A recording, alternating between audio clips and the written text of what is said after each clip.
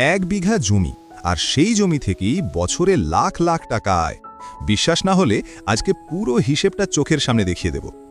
এই জমিটাকে আমরা একভাবে ব্যবহার করব না, একই জায়গা থেকে একসাথে কয়েকটা ইনকাম বের করব, আর এখান থেকেই শুরু হবে আসল খেলা। অনেকেই শুধু মাছ চাষ করে, কেউ শুধু মুরগি, কেউ শুধু কলা, কিন্তু যারা বুদ্ধি খাটায় তারা একই জমি থেকে সবগুলো একসাথে করে আয় 3-4 গুণ বাড়িয়ে দেয়। প্রথমে আমরা ধরছি একটা পুকুর। এই পুকুরটাই পুরো মডেলের হৃদয়।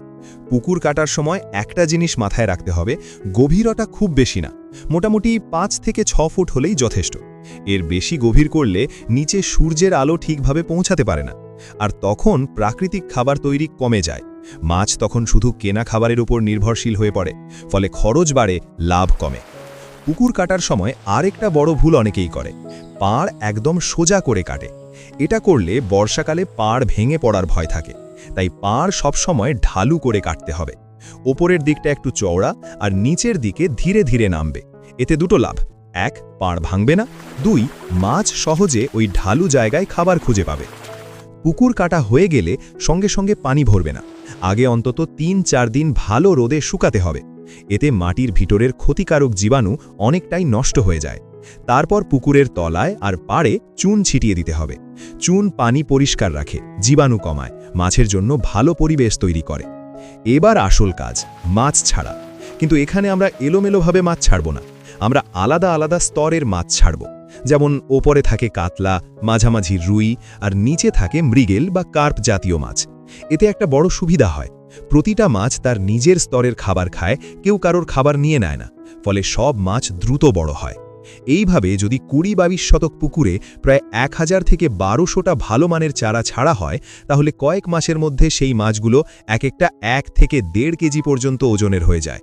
তখন ওই পুকুর থেকেই কয়েক কুইন্টাল মাছ উঠানো সম্ভব, আর বাজারে বিক্রি করলে একটা ভালো অঙ্কের টাকা হাতে আসে। কিন্তু এখানেই শেষ না, এখান থেকেই শুরু আসল ম্যাজিক। শুধু মাছ চাষ করলে তোমার একটা ইনকাম হবে, কিন্তু আমরা চাই একই জায়গা থেকে 3-4টে ইনকাম। তাই এখন আমরা পুকুরের 4-5টা ব্যবহার করব। পুকুরের পাড়ে আমরা কলা গাছ লাগাবো। কলা খুব দ্রুত বড় হয়, আর বাজারে সবসময় চাহিদা থাকে। পুকুরের পানি, মাটির আর্দ্রতা সবকিছু মিলিয়ে কলা গাছ খুব ভালো বাড়ে। আলাদা করে বেশি পানি দেওয়ারও দরকার হয় না, মানে একদিকে মাছ, অন্যদিকে কলা, দুটো ইনকাম একসাথে শুরু।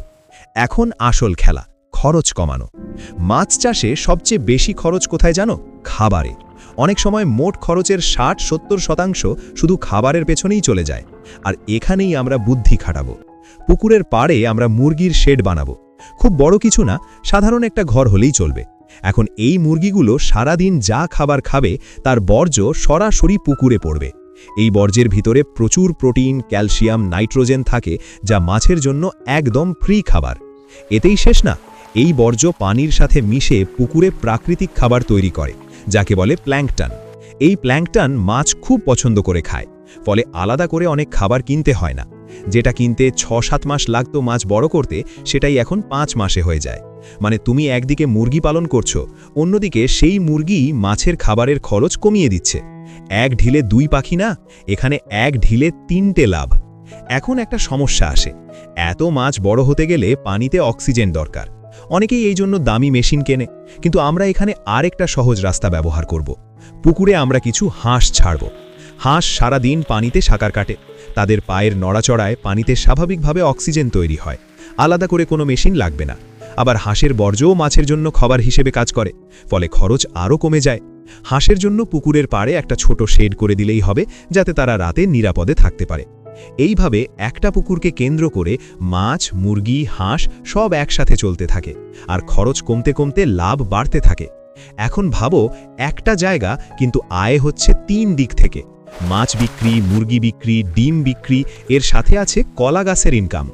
এখানেই বেশিরভাগ মানুষ থেমে যায়, কিন্তু যারা আরও এক ধাপ এগোয়, পুকুরের চারপাশের জমিটাকেও ফাঁকা রাখে না, বরং এই জায়গাটাকেই তারা বানিয়ে ফেলে আর একটা ইনকামের মেশিন। এই পাড়ের জমিতে প্রথমেই যেটা করা যায়, সবজি চাষ। কিন্তু যে কোনো সবজি না, এমন সবজি লাগাতে হবে যেগুলো দ্রুত বড় হয় আর বাজারে সব সময় চাহিদা থাকে। যেমন লাউ, ঝিঙে, করলা, শসা, পুঁইশাক। এগুলো মাচা করে লাগালে খুব কম জায়গায় অনেক ফলন পাওয়া যায়। পুকুরের পানি ব্যবহার করে সহজেই সেচ দেওয়া যায়, আলাদা করে খরচ নেই বললেই চলে। আর পুকুরের কাদামাটি যেটা মাঝে মাঝে তুলে পাড়ে দেওয়া হবে, সেটা একদম প্রাকৃতিক সার হিসাবে কাজ করবে, ফলে রাসায়নিক সারও কম লাগে। এখন একটা জিনিস খেয়াল করো, মাছ, মুরগি, হাঁস এই তিনটের বর্জ্য মিলেই জমিটাকে এত উর্বর করে দেবে যে আলাদা করে বেশি সার কিনতে হবে না, মানে খরচ কম, ফলন বেশি।